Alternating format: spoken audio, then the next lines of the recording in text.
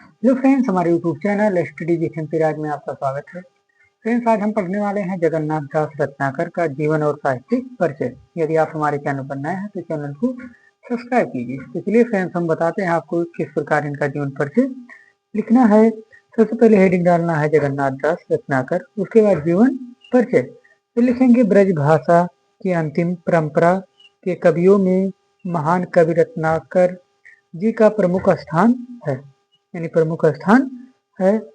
इनका जन्म सन 1866 में काशी के एक प्रसिद्ध अग्रवाल कुल में हुआ था। यानी इनका जन्म कब हुआ था?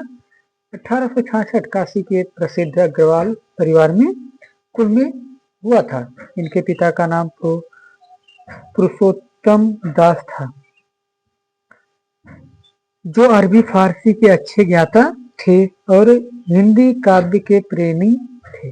जो हिंदी काव्य के भी क्या थे? प्रेमी थे। अपने पिता के माध्यम से ही रत्नाकर जी भारतेंदु जी के संपर्क में आए और पिता के माध्यम से ही रत्नाकर जी क्या हुए? भारतेंदु जी के संपर्क में आए। उसके बाद आगे लिखेंगे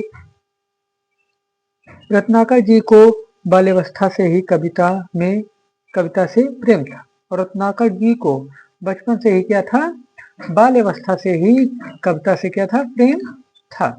उसके बाद हम आगे लिखेंगे रत्नाकर जी की शिक्षा काशी में हुई। 21 जून सन 1894 ईस्वी में हरिद्वार में निधन हो गया और इनका 21 जून 1894 ईस्वी में क्या हो गया? निधन हो गया। और उसके बाद साहित्यिक परिचय लिखेंगे। तो जो इनका साहित्यिक परिचय है, रत्नाकर जी पहले जाकी उपनाम से उर्दू में कविताएं किया करते थे। जाकी उपनाम से क्या करते थे? उर्दू में कविताएं किया करते थे। रत्नाकर जी का सर्वप्रथम काव्यकृत हिंडोला 1894 में प्रकाशित हुई। 14 मई 1921 में अयोध्या की महारानी की प्रेरणा से इन्होंने गंगातरण काव्य की रचना प्रारंभ की। सन 1923 में समाप्त हुई और 1923 में क्या हो गई? समाप्त हो गई। इनकी काव्य उद्धव शतक पर इन्हें हिंदुस्तानी अकादमी पुरस्कार से सम्मानित किया गया। उसके बाद हम इनकी रचना लिखेंगे। तो जो रचना है, गंगा उत्तरण, गंगा लहरी, विष्णु लहरी, उद्धव शतक, श्रृंगार लहरी। इसी प्रकार क्या करना है? इनका जीवन परिचय और साहित्यिक परिचय को लिखना है।